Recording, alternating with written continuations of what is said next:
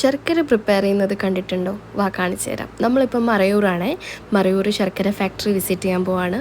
അവിടെ ഒരു 50 റുപ്പീസിൻ്റെ ഒരു പാസ് ഉണ്ട്. പാസ് എടുത്തിട്ട് നമ്മളുള്ളിൽ പ്ലാന്റിനുള്ളിലേക്ക് കയറുകയാണ് കേട്ടോ. ഇതിൻ്റെ ഫുൾ പ്രോസസ്സ് ഡിസ്ക്രൈബ് ചെയ്ത് തരാനായിട്ട് അവർ നമുക്കൊരു ഗൈഡിനെ കൂടെ നമ്മുടെ കൂടെ പ്രൊവൈഡ് ചെയ്യും കേട്ടോ. നമ്മുടെ കൂടെ വേറെ 1-2 പേരും കൂടി ഉണ്ടായിരുന്നു കേട്ടോ ഫാക്ടറി വിസിറ്റ് ചെയ്യാനായിട്ട്. ആ എക്സ്പ്ലെയിൻ ചെയ്ത് തന്നുകൊണ്ടിരിക്കുന്നത് അവിടുത്തെ ഗൈഡാണ്. ആ കുട്ടി വീഡിയോ എടുത്തോളാൻ പറഞ്ഞതിന് ശേഷം ആ കുട്ടിയുടെ പെർമിഷനോട് കൂടിയാണ് കേട്ടോ ഞാൻ ആ കുട്ടിയുടെ വീഡിയോ എടുക്കുന്നത്. നമുക്ക് ഒരു തടവ മട്ടും 100 കിലോ ശർക്കര கிடைக்குது. அப்படி ஒரு per day நம்ம 5 ப்ராசஸ் எல்லாம் பண்ணுவோம். அப்படி அந்த 5 ப்ராசஸ் உள்ளது வந்து ப்ரொடக்ஷன் வரும்போது 500 கிலோ சர்க்கரை. ஃபர்ஸ்ட் இப்போ நம்ம கேரளாவிலேயே ஆட்டோமேட்டிக் மெஷின் யூஸ் பண்றது இங்க மட்டும் தான். பாக்கி எல்லாமே குடி விவசாயத்துல யூஸ் பண்ற இந்த மெஷின் தான். இதுன்னா எப்படின்னா ബെൽറ്റ് വെച്ച് കറക്റ്റ് அந்த மாதிரி தான் യൂസ് பண்ணுறது. നല്ലൊരു ഗൈഡിനെ ആട്ടോ ഞങ്ങൾക്ക് കിട്ടിയത്. ആ കുട്ടി നല്ല രീതിയിൽ തന്നെ എക്സ്പ്ലെയിൻ ചെയ്ത് തരുന്നുണ്ട്. ഒരു ഗസ്റ്റിനോട് എങ്ങനെ ബിഹേവ് ചെയ്യണം എന്നുള്ളത് ആ കുട്ടിക്ക് നന്നായിട്ട് അറിയാം. ഞങ്ങളോട് തമിഴിലാണ് ആ കുട്ടി എക്സ്പ്ലെയിൻ ചെയ്യുന്നത്. ഞങ്ങൾക്ക് അത് കഴിഞ്ഞിട്ട് ഞങ്ങൾക്ക് മലയാളത്തിൽ എക്സ്പ്ലെയിൻ ചെയ്ത് തരാമെന്ന് പറഞ്ഞു. ഞങ്ങൾ പറഞ്ഞു കുഴപ്പമില്ല, ഞങ്ങൾക്ക് തമിഴ് മനസ്സിലാകും, തമിഴിൽ തന്നെ കണ്ടിന്യൂ ചെയ്തോളാം പറഞ്ഞിട്ടാണ് കേട്ടോ ആ കുട്ടി തമിഴ് പറയുന്നത്. സാധാരണ ഞാൻ വീഡിയോസിന് എന്തെങ്കിലും മ്യൂസിക്കോ അല്ലെങ്കിൽ BGM ഒക്കെ കൊടുത്തിട്ടായിരുന്നു വീഡിയോസ് അപ്ലോഡ് ചെയ്തുകൊണ്ടിരുന്നത്.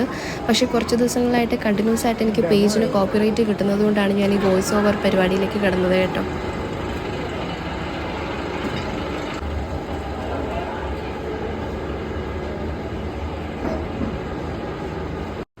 ശർക്കര തിളച്ച് മറിയുന്നത് കണ്ടോ? പക്ഷേ ആ ശർക്കര നിൽക്കുന്ന അത്രയും പോർഷനിൽ മാത്രമേ ആ പാത്രത്തിന് ചൂടുണ്ടാവുള്ളൂ കേട്ടോ. അതിൻ്റെ മുകൾ ഭാഗത്ത് നമ്മൾ തൊട്ട് നോക്കിയിട്ടുണ്ടെങ്കിൽ നമുക്ക് ഒട്ടും തന്നെ ചൂട് ഫീൽ ചെയ്യില്ല.